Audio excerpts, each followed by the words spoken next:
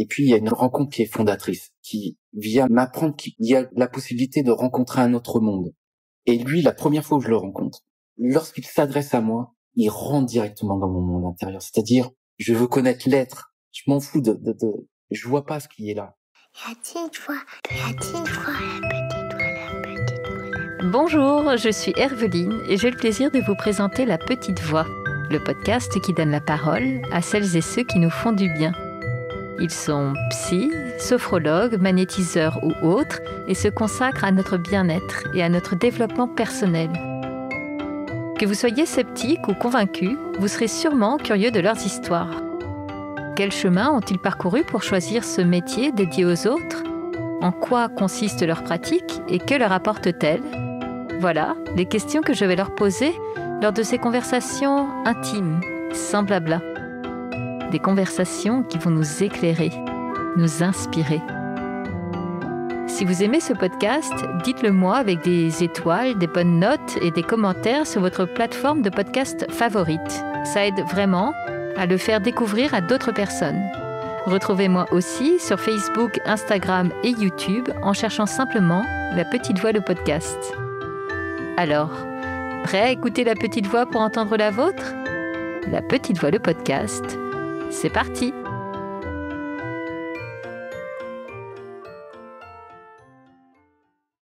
J'ai enregistré cet épisode il y a seulement quelques heures et cet échange m'habite encore. Cette rencontre avec Mehdi Bougataya, analyste psycho-organique, m'a bouleversée. Je me dis que la vie peut être vraiment atroce, mais je me dis que la vie peut être aussi tellement belle. C'est tout ce qu'on en sait que vous entendrez dans cet épisode. À la fin de l'entretien, hors micro, je faisais remarquer à Mehdi qu'il était un survivant. Il m'a répondu qu'il était un survivant redevenu vivant.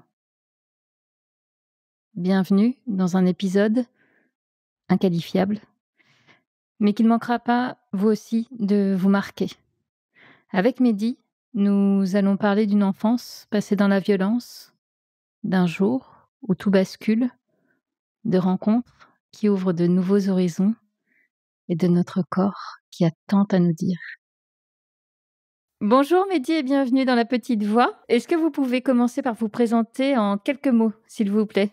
Alors, je m'appelle Mehdi Bougataya. Je suis thérapeute en analyse psycho-organique à Croix, près de Lille, dans le nord de la France. Ok. Bon, déjà, Mehdi, il faut que je le dise à ceux qui nous écoutent. Félicitations, ça fait 1 heure qu'on est en train de se battre avec la technique. Et Mehdi, franchement, il est hyper sympa, on teste des choses, etc. Normalement, là, c'est bon, on a trouvé, mais vraiment, Zoom, Google Meet et tout ça, tout le monde nous a joué des tours, mais on est là. Tout à fait. Donc, on a relevé le défi technique et enfin, on va pouvoir rentrer dans le vif du sujet parce qu'on a plein de choses à se raconter aujourd'hui. Mehdi, vous l'avez dit, vous êtes psychoanalyste. Ça, on va en reparler un petit peu plus tard dans l'entretien, de voir notamment moi ce que j'ai retenu de ce que vous m'en avez dit dans le petit entretien qu'on a eu tous les deux avant.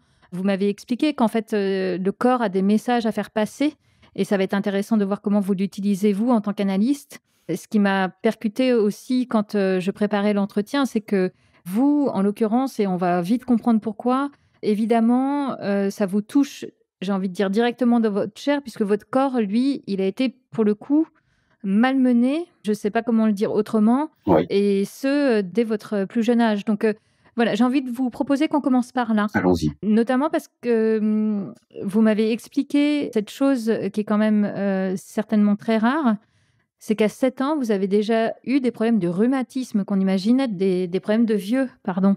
Tout à fait. Ça a commencé avant ça, à 3 ans, par l'asthme, qui s'est posé très rapidement en moi et dans ma famille, j'ai presque envie de dire, hein, d'une manière où la question de respirer au sein de chez soi, c'était compliqué. J'ai presque envie de dire que la deuxième phase, où c'était pas suffisamment entendu, c'est arrivé à l'âge de 7 ans. Ouais. Effectivement, avec une forme de... Alors, il y a même à l'hôpital Necker à Paris, où on se déplaçait avec mes parents. À l'époque, on habitait du côté de Boulogne-sur-Mer. On se déplaçait régulièrement à Paris. Il n'y a jamais eu de diagnostic très précis sur ma maladie. Après de nombreux traitements, ça a commencé par mon médecin généraliste, etc., qui m'a soigné à la pénicilline, qui m'avait beaucoup affaibli pendant presque, je sais pas, pendant 3-4 mois. En fait, c'était très difficile que je porte un seul vêtement, c'est-à-dire ne serait-ce le drap de mon lit, m'amenait à créer une grande souffrance physique. Mes articulations étaient en pleine inflammation, donc des chevilles jusqu'au cou. Et en fait, tout doucement, avec l'hôpital Necker, ce qu'ils nous avait partagé, c'est que soigner la maladie, ça allait être difficile, mais par contre, ils avaient trouvé un traitement pour l'apaiser. Ok, j'imagine comprendre dans ces cas-là, ouais. Ouais, bien sûr. Donc, il y a eu, tous des soins à cet endroit-là, beaucoup d'interventions, de piqûres, de traitements pour me soigner. Et tout doucement, mon corps se posait simplement sur ma cheville droite. C'est-à-dire que, voilà, mes genoux, ça allait bien mieux, ma cheville gauche, ça allait bien mieux, mes poignets allaient mieux. Il y avait que ma cheville droite qui était douloureuse. Et ce qui est intéressant, c'est que elle était douloureuse quasiment en permanence, sauf lorsque je faisais du sport. C'est-à-dire lorsque Incroyable. j'étais en train de jouer au football en plein match, je pouvais galoper presque comme tout le monde. Mais avant et après, je boitais, je pouvais avoir de grandes douleurs, etc. Mais pendant ces temps-là, il y avait quelque chose qui se régulait en moi et je jouais comme n'importe qui, quoi. Et l'espace que je m'offrais de l'activité sportive m'amenait à être simplement avec moi. Ok. Et c'était peut-être ces moments-là qui étaient le plus confortables. Vous ouvrez un point sur lequel je voulais vous amener.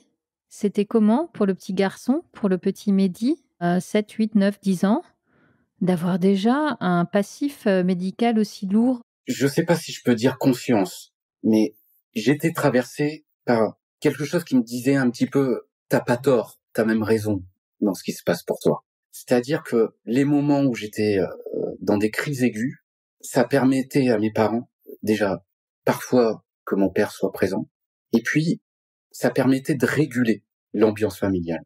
J'ai un papa et une maman qui ont souffert de leur existence depuis qu'ils sont enfants. C'est-à-dire que je suis arrivé dans un milieu familial, j'ai presque envie de dire excessivement violent. Et quand je le dis, je suis aussi au contact de l'amour qu'ils pouvaient tenter de donner, malgré tout. Il y a plusieurs choses qui me viennent. Vous parlez de cette ambiance familiale qui prend toute la place et du coup, ça me fait penser direct à l'asthme. Et quand vous parlez d'extrême violence, est-ce que je peux vous demander de quel ordre? Est-ce que c'était entre vos parents? C'est ça. Est-ce que c'était physiquement? Est-ce que c'était psychologiquement? En fait, j'ai envie de dire toutes les dimensions de l'expression, de la colère, de la violence, de l'incompréhension, venaient impacter vraiment tous les espaces psychiques, corporels, d'absence de sécurité. C'est déjà arrivé que, je sais pas, à peu près à l'âge de 6-7 ans, au moment où je déclare cette fameuse inflammation corporelle, où je suis amené à, par exemple, en pleine nuit, à protéger le visage de ma mère, qui, où mon père est d'une violence extrême, qui pouvait être insupportable pour elle, parce qu'au travers de ce qu'elle avait vécu dans sa famille, elle avait presque tout misé sur sa famille qu'elle allait créer pour restaurer ce qui n'avait pas été. Sauf que l'homme qu'elle avait choisi allait la faire revivre, bien évidemment, tout ce qui n'avait pas été.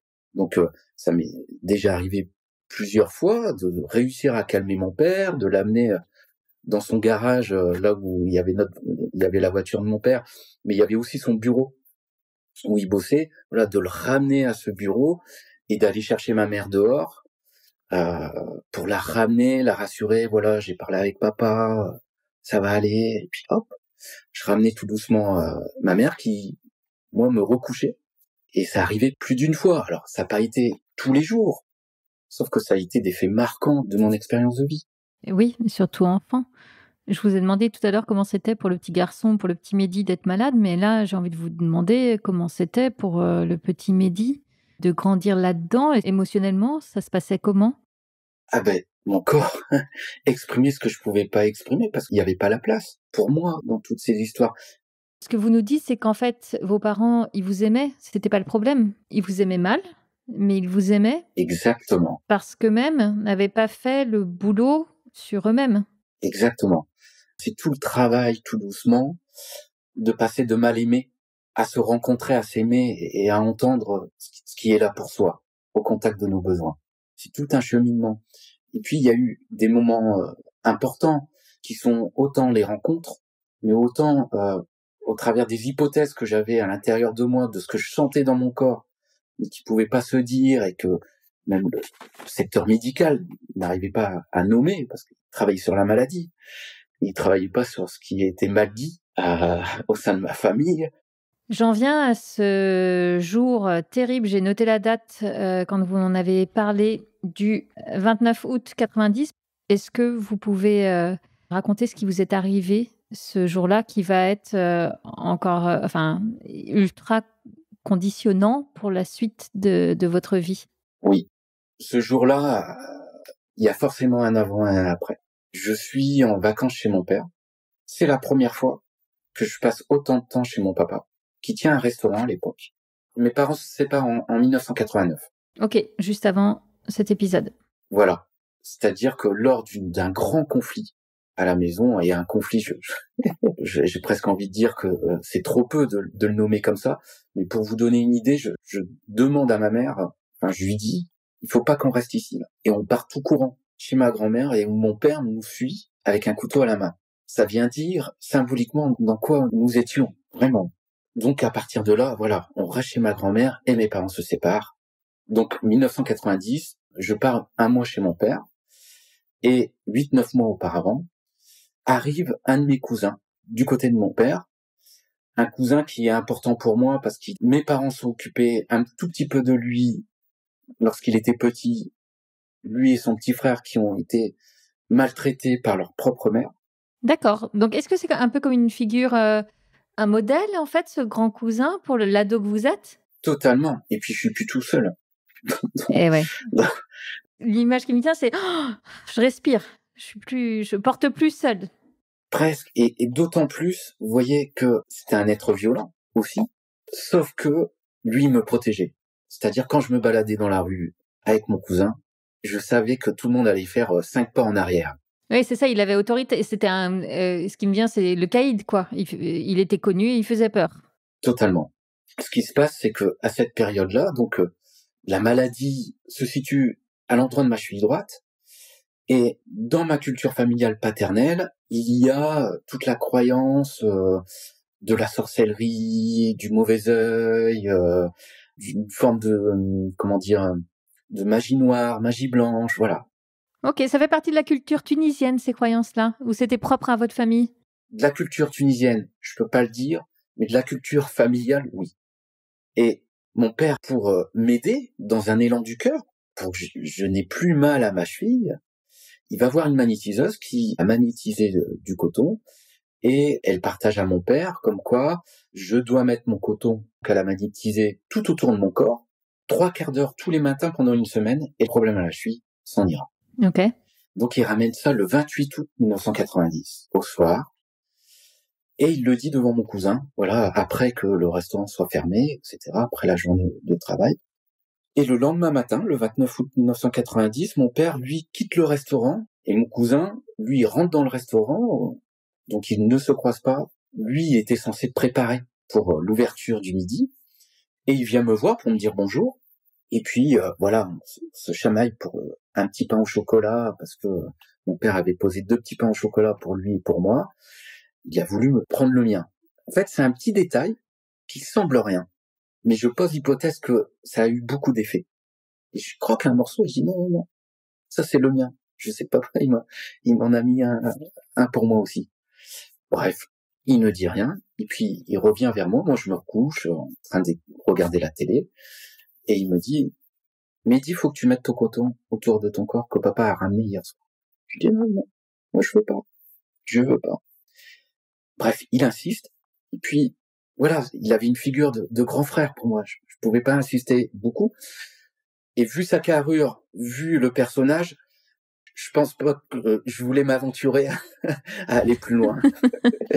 Donc il m'embaume de coton, et puis moi je suis toujours en train de regarder la télé, et il descend toujours pas pour aller préparer la salle, et il arrive à côté de moi, s'assoit juste à côté de moi, avec des allumettes dans sa main. et il craque une allumette qui pose juste au-dessus de ma jambe droite. Et à ce moment-là, alors moi, dans ce que j'ai vécu, c'est ça qui est enregistré en moi. Je sais pas sa version à lui, mais j'entends très clairement « Fais attention Mehdi, ça va prendre feu ». Et je vois l'allumette tomber. Et là, le coton, le feu, je deviens une torche vivante, le lit prend feu, les rideaux prennent feu. Je ne saurais jamais l'expliquer, mais il y a quelque chose, il y a un impulse en moi qui m'amène à réussir à me lever. Donc lui, il est plus là. Hein. Je vois pas où il est. Je suis en feu, je vois pas où il est, mais en tout cas, il est pas à côté de moi. Et je me lève et je cours jusqu'à la salle de bain. Je me mets sous la douche et j'éteins les flammes qui sont sur moi. Lui, il arrive à un moment donné où il y a quasiment plus le feu sur moi et je le vois tapoter vraiment 2-3 flammes. Moi, j'ai enlevé le feu, sauf que ma peau fond, on descend du 2e étage jusqu'au rez-de-chaussée et il se rend compte qu'il n'a pas les clés sur lui pour qu'on puisse sortir du restaurant. Et à ce moment-là, on peut pas casser des fenêtres parce que mon père avait mis tout un système pour que, voilà, il s'était fait braquer quelques années auparavant. On pouvait vraiment plus sortir. Parce que là, effectivement, l'appartement est en train de prendre feu. On c'est a ça, compris. tout le haut est en train de prendre feu. Moi, toujours conscient, j'ose lui dire, mais c'est de la faute de qui? Et là, il me met une claque qui fait que je tombe dans les vapes. Et quand je me réveille, quelques secondes après, je sais pas combien de temps ça dure, hein, sur un autre impulse, je me lève, je vais au premier, et au premier, il y avait une fenêtre qui donnait sur la toiture des cuisines de mon père, et j'ai réussi à prendre un petit élan pour aller chez les voisins. Et j'y arrive. Mon cousin me rejoint sur la toiture et me dira « Mehdi, tu dis que c'est une cigarette qui est tombée sur toi. » Il fait « Fais attention à maman. » Une menace. Bah bien sûr, Très claire. bien sûr. J'essaye de reprendre là par étapes parce que c'est déjà inimaginable. Mais physiquement, vous nous racontez donc ces moments-là où vous arrivez à sauter, à vous échapper, etc. Mais votre corps, il est brûlé. Je crois que vous m'avez dit que c'était à 75%. C'est ça, 75% du corps brûlé. Mais oui, tout mon corps est brûlé. Voilà, ça fait des cloques énormes, mais je fais en sorte de pas regarder. C'est-à-dire que j'ai souvent les yeux vers le ciel. Bon, un réflexe intérieur d'impulse de vie. Parce que je sentais que si je me regardais, je pouvais passer de l'autre côté. Oui, vous n'en étiez effectivement pas loin. Oui. Et puis j'avais dans l'idée, ce qui me portait, c'est comment je vais rassurer ma mère au travers de ce que je suis en train de vivre. C'est ça qui me tient en vie. Lorsqu'on me met dans l'ambulance, c'est les derniers mots que j'arrive à poser. Je dis à l'infirmière, surtout, dites à ma mère que je gère, tout va bien. Alors, je suis entre la vie et la mort pendant plus d'1 mois et demi. Ça veut dire que votre diagnostic vital est engagé, on dit à vos parents, on ne sait pas. Tout à fait. C'est-à-dire que tous les matins, on m'endort pour aller faire les opérations. Donc, mis à part le dimanche, je suis sous anesthésie générale. À l'époque, lorsqu'on dépassait 60 ou 65% du corps brûlé, on était considéré comme presque mort, quoi. Parce qu'il n'y avait pas suffisamment de peau saine, entre guillemets, pour mettre à l'endroit des brûlures. Et en fait, une chose qui m'a sauvé, c'est que une des techniques qui est de mettre de la peau en culture pour agrandir la surface de la peau. Et pouvoir la greffer après. C'est ça, d'accord. Exactement. D'où le fait, comme vous êtes en train de nous dire, qu'en fait, les opérations étaient quotidiennes. C'est ça. Et ça pendant quasiment 2 mois? 2 mois et demi. Est-ce que vous étiez suffisamment conscient pour comprendre ce qui était en train de se passer? Une partie de moi, oui, et une partie était complètement délirante. Délirante? Ouais. C'est-à-dire? Où on perd le contact avec le réel. Par exemple, je me souviens qu'à un moment donné, j'ai pu demander à mes parents de se remettre ensemble. Dans les moments de conscience, qu'est-ce que vous vous dites? À cette période-là, il y a quelque chose qui est suspendu en moi. Mais en tout cas, je suis protégé. Il y a quelque chose où je sens une forme de protection qui est partielle. Et du coup, il y avait quelque chose en moi qui était suspendu. Autant le désir de sortir de cet hôpital le plus vite possible, et autant j'entendais combien la question de l'injustice relationnelle, de l'impuissance m'habitait, qui est une autre forme de définir le trauma. Pourquoi moi? Ah, l'injustice dans ce sens-là. Pourquoi moi? Pourquoi lui, qui était une symbole forte pour moi. D'ailleurs, les premières semaines, il venait avec mon père. Il venait? Ouais. Est-ce que vos parents, à ce moment-là, savaient ce qu'il s'était réellement passé? Non, non, non, non, non, ils ont la version de la cigarette. Parce que vous avez joué ce jeu-là, ou parce que vous n'étiez pas en état tellement de parler et d'expliquer que lui avait donné du coup sa seule version? Au début, je suis pas en mesure de parler. Mais par contre, à un moment donné, j'ai quand même des petits moments de lucidité. Lorsque je le vois derrière la vitre, à un moment donné, c'était trop. Et à un moment donné, mon cousin s'absente et j'arrive à dire à mes parents, je peux pas. Faut pas lui en vouloir quelque chose dans ce registre-là, mais je peux pas. Donc vous faites passer le message là par contre, c'est clair. Voilà. Et à partir de là, mon père lui dira, bon, écoute, je te donne de l'argent, tu prends tes affaires et tu vas te faire une vie ailleurs. Et c'est ce qu'il a fait? C'est ce qu'il fera. Ça veut dire qu'il n'y a pas eu de prison pour ce qu'il vous a fait? Non. Parce que le garçon que j'étais, avec peu de sécurité, avait trop peur qu'il puisse agresser ma mère. La menace était toujours là. Et je remets dans le contexte, on parle d'un jeune homme de 14 ans. C'est ça. Donc bien sûr C'est ça. que vous n'aviez pas les outils pour y aller. Totalement. Je fais une dernière parenthèse sur lui parce qu'après vraiment c'est vous qui m'intéressez, mais ce cousin, vous ne l'avez jamais revu? Vous n'avez jamais reparlé avec lui depuis? 2 fois à l'époque où moi je suis au lycée, sur Saint-Omer, 2 fois par hasard. Il me dira, Mehdi, faut qu'on se parle. Tu viens plus loin, on doit se parler. Lui, il part sur ma droite, je pars tout de suite sur ma gauche, je cours. Je cours. Je prends le premier bus qui peut me ramener chez moi. Je reviens à vous. Donc vous nous le dites, 2 mois et demi d'hôpital avec ces opérations quotidiennes et cetera. On arrive parce qu'on l'a cultivé à vous greffer la peau. À quel moment vous vous regardez? J'ai presque envie de partager lorsque vous me posez cette question que je trouve très très intéressante. Je me vois pas, mais je vois les autres. Ce qui est mon processus. C'est encore pire, non? En fait, à l'époque, nous, on est mélangés enfants et adultes. C'est un service de grand brûlé, c'est ça? Voilà, c'est un service, alors c'est un grand centre de rééducation et il y a un service spécial, voilà, pour les personnes brûlées. OK. Et je suis avec des personnes qui souffrent de différentes manières des brûlures. Je vois des femmes qui sont meurtries dans leur chair, au contact de leur féminité, d'avoir une brûlure, même si c'est simplement les mains. Et vous voyez, je peux même enlever simplement. Veuillez m'en excuser, je l'enlève. Elles sont au contact d'une grande souffrance. Et de ce fait, je baigne dans cette souffrance. Et j'ai qu'un seul objectif, c'est de recourir. Parce que ma jambe droite, normalement, elle était censée être amputée. Toute ma jambe droite, elle est greffée. Ça a été quasiment les premières greffes qu'ils m'ont posées.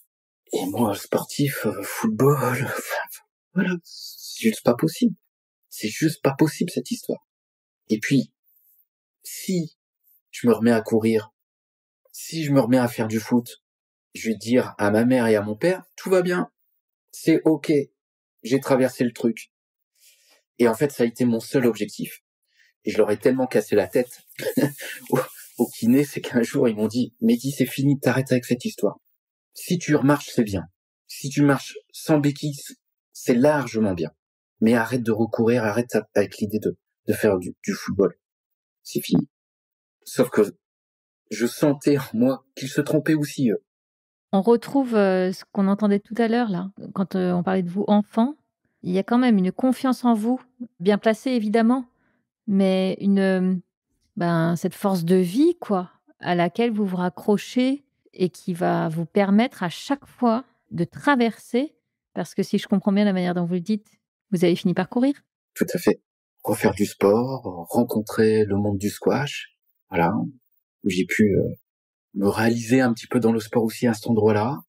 Il y a eu beaucoup de projections sur moi, etc. Mais j'avais plus du tout le même corps, d'autant plus que j'avais été gavé pendant 2 mois et demi. J'étais extrêmement gros, quoi. Comment ça se passe le rapport au corps quand on est adolescent? C'est-à-dire à un âge où l'image est importante et on a envie de séduire, et qu'en fait notre corps a complètement changé. J'imagine la peau, malgré les greffes, voilà, enfin tout son rapport à son image, quoi. Ah ça a été très difficile.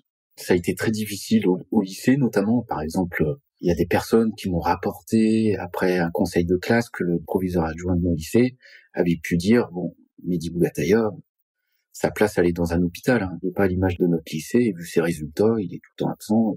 Voilà, faites en sorte que puisse quitter notre lycée. Tout comme la relation aux filles. Et oui. On rigolait, etc. Bien évidemment. C'était un groupe plein de vie, vraiment. Ça a été un groupe qui m'a porté, mais qui avait aussi sa violence. Est-ce qu'il y a eu des peurs d'être à nouveau agressé? Alors pas uniquement par votre cousin, mais est-ce que vous avez senti une espèce de menace comme ça? Totalement. Et vraiment, c'est la question de porter une cible en permanence. Et là, voilà, pour moi, ça vient dessiner l'action et la vie du traumatisme. Mmh. Et ça rejoint, cette question de pourquoi moi, en fait? Comme si vous étiez effectivement la cible. C'est ça. Et puis, il y a une rencontre qui est fondatrice, qui vient m'apprendre qu'il y a la possibilité de rencontrer un autre monde, qui est un de mes amis, qui m'est très cher, qui s'appelle Samir. Et lui, la première fois où je le rencontre, lorsqu'il s'adresse à moi, il s'adresse à moi au contact de mon monde intérieur. C'est-à-dire, je veux connaître l'être. Je m'en fous je vois pas ce qui est là. C'est ça, il passe au-delà du physique. C'est ça. Il est au-delà. Il est à l'endroit de l'être. C'est un sage. Avec tout son élan de vie, tout ce qu'il est, profonde sagesse à ce moment-là. Et en fait, lui et sa famille vont être très précieux pour moi. Ils vont m'inviter chez eux et ils vont me permettre non pas d'aller coller à ce qu'ils sont, mais à rencontrer un autre monde intérieur d'une famille. De vous montrer un autre exemple de quelque chose de sécurisant, de doux, de bienveillant. C'est ça, du partage, que l'autre existe. Et ça a été un mouvement extrêmement précieux pour moi. Et ça a été très difficile, hein, parce que toucher le suffisamment bon, c'était juste parfois très très très difficile pour moi. C'est-à-dire rentrer après chez soi, après avoir passé un moment auprès de cette famille? C'est ça? Oui, et d'être au contact de mon histoire. Ce que ça renvoyait? Tout à fait. Et vraiment, cette rencontre a été tellement précieuse que ça m'a permis d'ouvrir un autre chemin avec moi. Quelque chose de plus apaisé? Oui, même s'il y avait encore, la colère, elle se posait, hein, au travers des gars avec qui je traînais, qui aimaient bien se confronter aux autres, etc. Comme s'il fallait redevenir le Mehdi d'avant, alors que de toute façon, et pas que physiquement, vous étiez le Mehdi d'après. C'est ça, c'est ça. Dans un élan de rassurer. C'est ça, on se raccroche comme on peut. C'est ça. Et d'aider mes parents à tenir encore. Toujours le souci des parents, pas le vôtre. D'abord le leur. C'est ça. De ce jeune homme-là, qui est encore très en colère, qui cherche encore complètement ses marques dans cette vie d'après, comment ce jeune homme-là va réussir à tenir, à grandir et à construire du solide? Un élément qui est extrêmement précieux dans tout ce cheminement de vie pour moi, c'est la créativité. Et je pouvais pas faire une journée, par exemple, quand j'étais au CHR de Lille, sans écouter de la musique. Et la musique va être précieuse pour moi. Parce qu'elle va venir à un moment donné symboliser d'être avec l'autre, de faire plaisir à l'autre, tout en étant un petit peu caché, et en partageant mon émotion, parce que je deviendrai DJ. Ah, Et ce qui me permet de me re-narcissiser, sans le savoir. ok. L'élan de vie s'exprime. Et c'est notamment Samir qui est très important pour moi aussi à cet endroit-là, c'est qu'il m'apprend l'art de la relation. Il me montre au travers de comment il me regarde ce jour-là, et après, qu'en fait, il n'y a pas un mode de relation. Il y a différents chemins de relation, et on peut les choisir. Oui, on n'a pas à subir une forme unique et délétère de relation. Donc ça vous sort de votre modèle. Et tout d'un coup, les perspectives s'ouvrent. Exactement. Néanmoins, au travers de ma résilience, je suis à côté de moi. C'est que ma résilience me sert à être au-dessus de mes traumas. Je peux pas aller les visiter encore, réellement. Parce qu'il y a des étapes de symbolisation qui ne se font pas. Mon cousin avec qui je peux pas reprendre ce qui s'est passé. Mes parents qui ne portent pas plainte. C'est à un moment donné au centre de rééducation où je m'effondre psychologiquement. Mais pas longtemps, parce que faut que je protège quand même mes parents. Ça dure une semaine. J'explique vraiment ce qui s'est passé. Ok. Mais au travers du capharnaüm émotionnel, de tout ce qui s'est passé, etc., mes parents ne prennent pas suffisamment, la mesure que ce gars-là, faut pas le lâcher, quoi. Mais que c'est pas à moi de le faire. Et de ce fait, pendant très longtemps, je vais fonctionner comme ça, jusque dans mes couples, hein. Et oui, on reproduit. Ouais. Bien sûr. Protéger l'autre, s'oublier, le sauveur. Et je retrouve des symptômes, même dans mon couple, où à un moment donné, je n'arrive plus à marcher. C'est-à-dire que ma jambe droite, de nouveau, elle me fait très mal. Je marche avec une canne. Je comprends pas pourquoi. Mais je souris, hein. Tout va bien. Vous donnez toujours le change. Il n'y a pas à s'inquiéter. Et c'est là que mon ex-compagne, la femme avec qui j'ai eu ma fille, a une période où ça allait bien.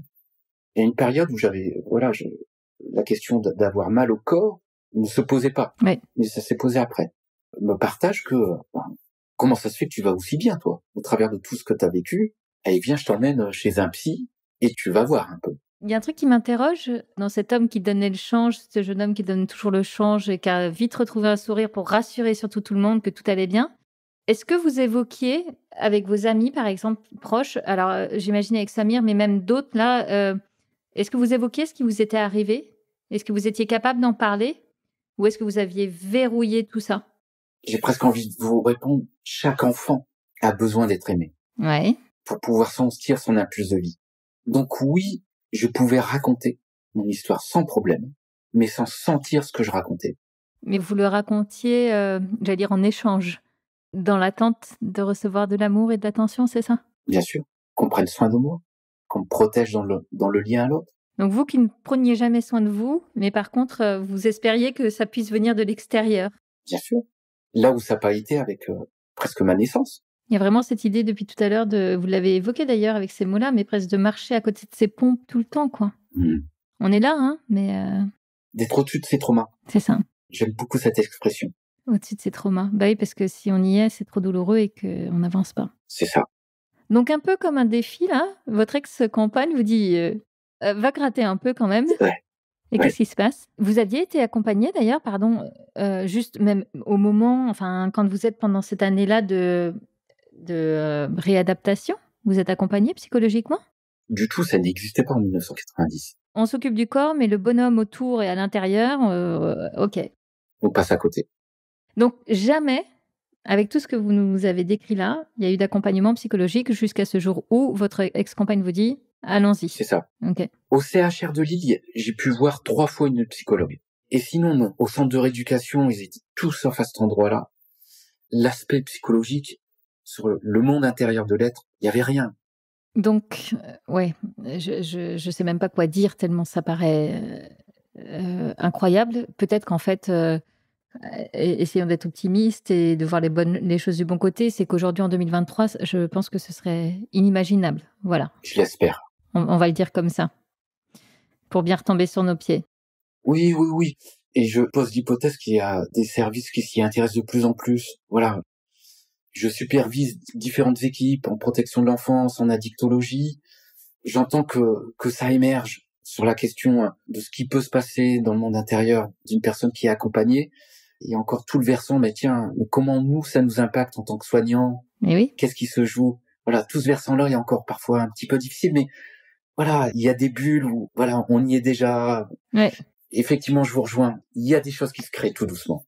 En tout cas, dans votre cas, quand vous ou votre ex-compagne prend rendez-vous, on est combien d'années après l'immolation, si c'est le mot? On est à peu près 2008-2009.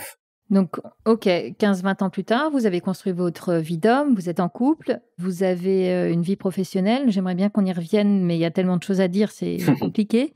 Vous allez voir un ou psy dans un cadre particulier qui est d'aide aux victimes quand même. Hein, c'est pas n'importe quel psy. Tout à fait. Une psychologue qui va me recevoir sur 5 séances. OK.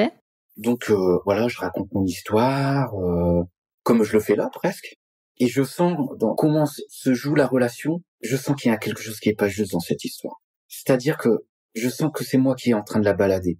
Vous avez conscience de votre propre mécanisme de défense. C'est ça. Et vous avez conscience qu'elle est en train de tomber dans le panneau. C'est-à-dire C'est ça. le Mehdi super sympa qui donne le change avec son grand sourire, elle y va direct et vous le voyez. Alors, c'est la première fois que je me rends compte. Ah, génial. Enfin, génial. Oui, c'était génial. Alors, j'étais mal à l'aise. Hein. Moi qui protège l'autre, de sentir ça, je me dis, merde, qu'est-ce que je fais là?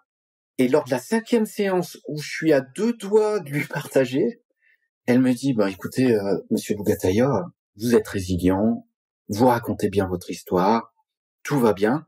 Elle met un mot quand même. Elle met le mot d'homicide. Vous avez été victime d'homicide. Mais c'est ok. Vous vivez bien votre vie, tout est ok. Voilà, on peut s'arrêter là. Vous dites qu'elle vous dit ça à un moment où vous étiez presque prêt à basculer et à ouvrir, à faire tomber le masque pour C'est ça, parler à cœur ouvert? c'est ça.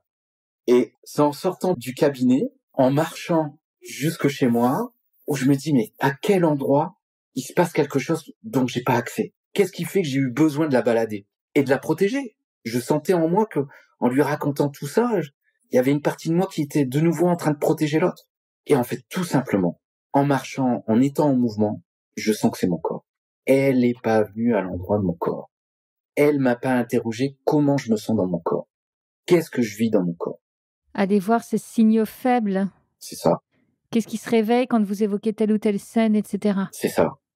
Ça veut dire que vous avez senti qu'il se passait des choses dans votre corps, par moment, dans le récit? En tout cas, je sens que je ne sens pas presque, mais que je balade. Je balade l'autre comme je me balade moi. Ouais. Et de ce fait, dans ce mouvement-là, je vais au CMP.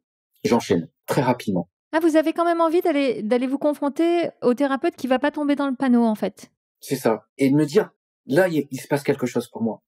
Et au CMP, qu'est-ce qui se passe? Le scénario qui se met en place, c'est qu'au bout d'1 an et demi, je suis le psy de mon psy, qui me raconte les histoires de ce qui se passe au sein du service, où il se sent pas bien, il était absent plusieurs fois, c'est compliqué, les relations, etc. Et je suis à une place de thérapeute, voire de parent vis-à-vis de lui. Oui, c'est presque de cet ordre-là, oui. Une place que vous connaissez d'ailleurs bien. Ah bah, très facile. Là, vous êtes à la maison. Ah bah, totalement. Et puis, de ce fait, je vais arrêter. Et une fois, avec une amie, un soir, on discute, et on parle, voilà, de la psychologie, de l'être humain, etc. Et je lui partage le fait que les psys avec lesquels on travaille, aussi, en tant qu'éducateur, et mon expérience là de ce que je vivais, et il y a un truc qui me manque, c'est la question du corps. Qu'est-ce qui fait que on vienne pas naturellement, à l'endroit de notre intériorité, interroger ce qu'il y a dans notre corps? Entre ce que je suis en mesure de dire et ce que j'incarne, il y a peut-être un océan entre les deux. En tout cas, pour moi, ça me parlait en ce sens. Et, je sais pas, quelques semaines après, mais très rapidement, elle fait une formation, et où c'est une analyse psycho-organique qui fait cette formation. Ok, nous y voilà. Elle en parle, elle dit que voilà, elle vient de cette formation, etc. Et en sortant de cette formation, elle m'appelle tout de suite mon amie, qui m'a dit, Mehdi, j'ai trouvé. Tu te rappelles la discussion que nous avons eue? Va voir l'école française d'analyse psycho-organique. Je vous avoue que j'étais un peu réticent. Pourquoi? Parce que justement, vous sentiez que là, ça n'allait pas marcher. Oui, Eh oui, il y a de la peur en moi. Je vais voir le site. bien sûr. Il m'inspire pas trop. C'est confus en moi. Je sais comme je sais pas. Et vraiment, il y a une phrase de Paul Boyesen qui a créé l'analyse psycho-organique et qui est, voilà, je l'ai entendu une fois lors d'un séminaire avec mon groupe dire « Je sais que je ne sais pas ». Et à partir de ce moment-là, c'est une phrase que j'ai vraiment intégrée en moi, notamment dans ma place d'être, mais aussi d'être thérapeute. Je sais que je ne sais pas. Donc, je retiens un peu mon élan. Et puis, 2 situations où on parle de psychologie, etc. Et 2 personnes, mais dans 2 espaces totalement différents, qui me donnent la carte d'une thérapeute analyse psycho-organique. La même thérapeute, 2 personnes différentes vous en parlent. Il n'y a plus le choix. Eh oui. Avec toute mon expérience de vie et tous les détails que j'ai pu cibler de ma vie, je sens que le détail est important, en fait. Et que c'est presque une invitation. Oui. Et dès la première séance, je suis prêt à donner mon corps, comme je l'ai toujours fait. Et là, elle me dit, non, Mehdi, racontez-moi votre jambe. Et simplement ce point-là a été, j'allais être entendu. Et presque, j'ai eu l'élan de me dire, c'est à cet endroit-là que je veux être. S'il y a bien une place juste, sans donner mon corps à l'autre, c'est peut-être à cet endroit-là.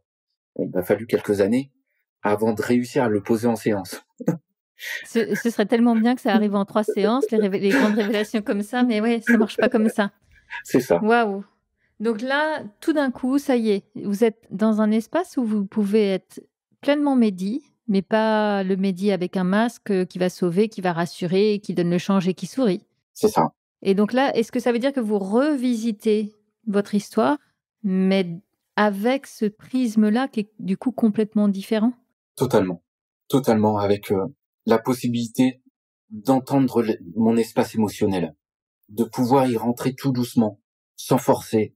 Mais c'est ça, c'est pas violent, ça se fait dans la douceur malgré tout. On force pas des portes comme ça. C'est vraiment un mouvement humaniste existentiel. la profondeur de l'être doit ou peut se poser en sécurité. C'est ça, en fait, le premier point qui a fait que vous avez fait tomber le masque. Vous étiez en sécurité et accueilli Totalement. pour le vrai Mehdi, quoi. C'est ça. Alors ça s'est pas fait comme ça, hein. Bien sûr. Chaque séance, j'avais mes résistances.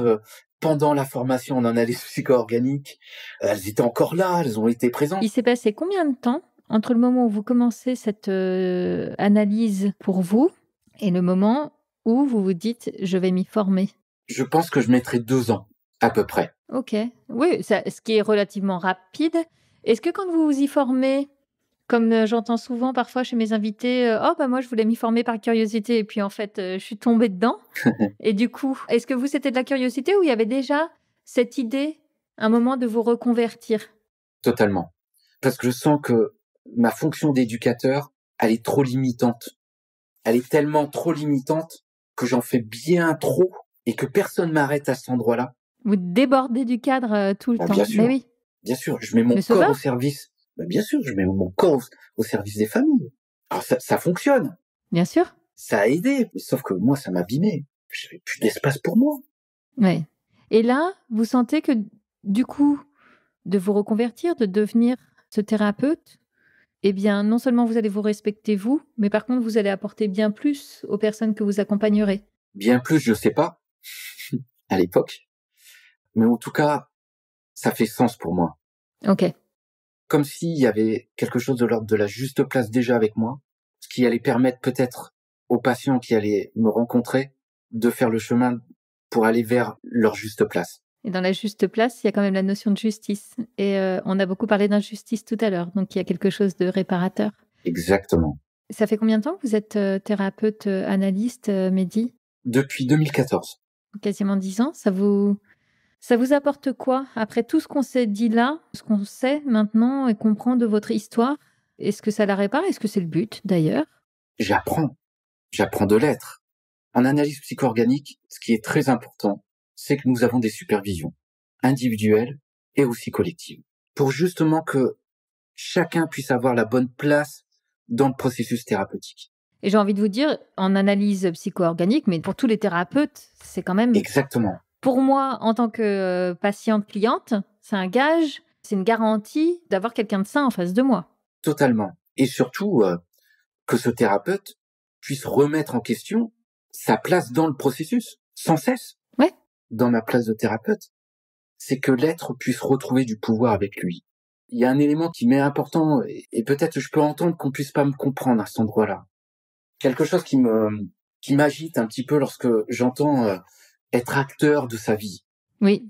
Parfois, ça me, comment dire, ça tremble en moi, en tout cas, ça vous agace? vibre. Il y a peut-être un petit peu de ça, parfois. Parce que c'est le risque, de nouveau, d'être au-dessus de ses traumas. Être acteur, j'entends bien, c'est l'action. J'entends très bien, et je trouve ça très juste. Mais acteur, j'entends le rôle, la question du rôle aussi, sur le plan symbolique. De nouveau, être acteur de ce qui n'a pas été presque. Mais de forcer. Qu'on le veuille ou non, nous sommes acteurs. Mais c'est intéressant d'aller vers l'auteur de soi. Comment nous allons écrire maintenant pour soi? Comment, au travers des traumas que nous avons vécus, c'est de la matière de notre être. Comment nous allons pouvoir écrire autre chose avec cela? Bien sûr, il faut être dans l'action, etc. Mais il y a un moment où il faut faire un retour à soi, peut-être justement moins dans l'action et plus dans l'introspection. Peut-être qu'il faut aller remonter un peu dans la lignée, etc. Parce que si on n'a pas fait ce job-là, oui, on va être acteur, mais on va être au-dessus de ses traumas. C'est ça que vous nous dites? C'est ça. Comment, au lieu de développer, parfois, ça peut être aussi intéressant de s'arrêter pour sentir là où on est avec nous-mêmes. Là où on peut vraiment se rencontrer. C'est difficile, hein. Si j'en reviens à l'analyse psycho-organique, et je le fais en me forçant parce que je suis hyper frustrée, il y a beaucoup d'autres questions que j'aimerais vous poser sur votre parcours, mais là, je suis obligée d'avancer. Mais c'est quoi les fondamentaux? J'ai vraiment l'impression qu'il y a ce lien entre le corps, l'esprit, presque l'âme. Est-ce que je vais trop loin quand je parle d'âme? Faudrait poser la question à Paul Bouyossen, le fondateur, celui qui est le créateur et les différents formateurs de l'école. Ouais. Ce qui est aussi puissant dans cette formation, c'est qu'on nous forme à être thérapeute. C'est pas, on forme au thérapeute à devenir thérapeute, mais à l'être thérapeute. Ah, c'est complètement... Oui, la nuance est importante. Et de ce fait, la théorie, on l'apprend, mais on part de nous en premier. C'est comment on va visiter notre contre-transfert avec notre patient. Qu'est-ce qui m'appartient, qu'est-ce qui lui appartient. Donc il y a quand même aussi une notion d'approche très globale de la personne. On a beaucoup évoqué le fait que dans votre parcours médical, on voyait le corps, mais alors le bonhomme autour et à l'intérieur, vraiment. Là, au contraire, on va prendre en compte toutes les dimensions de la personne. Totalement. Est-ce que vous avez des exemples en séance de moments étonnants où le corps a vraiment raconté des choses, quoi? De personnes que vous avez accompagnées et là, tout d'un coup, il y a eu un truc qui se pose et qui nous dit: «OK, on t'a entendu». Par exemple, ce matin, avec une de mes patientes, je vais pas raconter la séance, mais je vais faire un raccourci. À un moment donné, au travers de ce qu'elle partage et ce qui se passe, je pose l'hypothèse dans ce que j'entends. Et puis, à ce moment-là, elle s'arrête, j'observe qu'il y a quelque chose qui se pose en elle, et là, on entend la régulation du ventre faire... Et là, elle me regarde, et elle me dit, il y a peut-être de la justesse dans ce qui est posé là. Ça vous demande à vous, en tant que thérapeute, d'être évidemment très attentif à ce que vous entendez, mais d'abord et très observateur des signaux faibles là que alors là, ça a l'air d'être c'était a priori assez net, mais ça peut être plus discret et pourtant il faut, les saisir comme ça quand ça arrive, quand ça se présente. C'est ça. Même quand vous voyez, ça se joue, en tout cas pour moi, dans ma manière de travailler, lorsqu'un nouveau patient m'appelle, me laisse un message sur le répondeur, parfois ça vient indiquer la personne où elle se trouve, dans le ton de sa voix, dans comment elle va poser les choses. Même lorsque j'ouvre la porte du cabinet, presque je suis déjà au contact du corps et de ce qui se passe pour la personne. Déjà là, il se joue quelque chose pour l'être. Ouais. Et bien évidemment, jusqu'à la sortie. Vous pensez que dans 5 ans, vous serez encore, ce thérapeute? Je sais Comment que je vous ne sais voyez pas. évoluer? Bien vu. OK. En tout cas, je suis heureux alors je vais le poser comme ça, hein. C'est un peu, peut-être qu'on pourra me reprocher, et à juste titre, que c'est un peu trop édulcoré, trop. Mais c'est comme ça que je le perçois. C'est qu'est-ce que je suis heureux pour l'être lorsque je le vois arriver une première fois comme une petite fleur et que ça devienne des jardins intérieurs. Qu'est-ce que je suis heureux pour eux. Dans 5 ans, je sais pas, mais si j'y suis encore, si j'ai toujours cette place de thérapeute, je pense que je serai encore heureux de ça. C'est une jolie image. OK. Waouh! Les mots me manquent, mais merci de partager comme vous l'avez fait là avec, simplicité, générosité aussi votre parcours. Merci à vous. Je suis obligée de vous poser la question, Mehdi, vous m'avez pas baladée? J'espère pas. Vraiment. En tout cas, j'ai senti dans mon corps combien ça frissonnait, de prendre le temps de poser ma parole. Et ça, j'ai presque envie de dire mes doigts de pied jusqu'au haut du crâne. Voilà, j'étais là. Vraiment, profondément. En tout cas, c'est ce que j'ai ressenti là. Merci. Je termine quand même, j'ai encore quelques questions qui sont mes questions rituelles de la petite voix. Est-ce que, Mehdi, vous écoutez souvent justement votre petite voix et votre intuition? Oui, c'est ce que je viens juste d'évoquer. Mon corps vient m'indiquer lorsque je me retrouve dans une situation où, conceptuellement, le conseil d'administration me dit oui, et que dans mon corps, ça frissonne, mais pas de la bonne manière. Pas dans le même sens. Voilà. Et c'est vraiment tout l'enjeu de ma vie. Ça a été de dire oui, je protège tout le monde, mais ce que je sens dans le corps, c'est la profonde tristesse, c'est punaise, qu'est-ce que je suis seul. Alors oui, je suis avec tout le monde, oui. Et à la fois, je dis oui pour protéger l'autre, mais dans mon corps, c'est non. J'en peux plus. Donc en fait, votre petite voix, c'est votre corps, quoi. C'est ça. Et c'est joli. Est-ce qu'il y a un livre qui vous a particulièrement aidé sur votre chemin de vie? Il y en a plein. Mais s'il y en a un que j'ai envie de partager, que je partage souvent lorsqu'on me pose la question en séance, c'est Soufi mon amour. Donc c'est Elif Shafak. Pourquoi ce livre? Parce que au travers de ce roman, alors il y a 2 personnages qui ont réellement existé. Ok.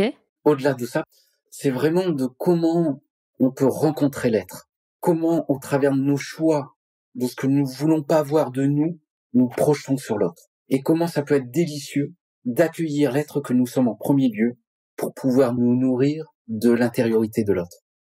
Est-ce que vous avez un rituel bien-être au quotidien? Un rituel, non.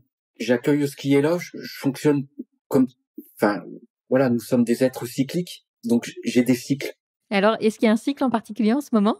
Alors, vous voyez, en y réfléchissant aussi quand même, par exemple, lors de mes journées, j'ai toujours, avant de commencer, un petit temps avec moi, où je ferme les yeux. Petite séance de méditation, mais sans forcément être 3/4 d'heure ou quoi que ce soit, mais voilà, je reviens à moi. Et en fin de journée aussi, j'essaye. Ok. Et est-ce que vous êtes heureux, Mehdi?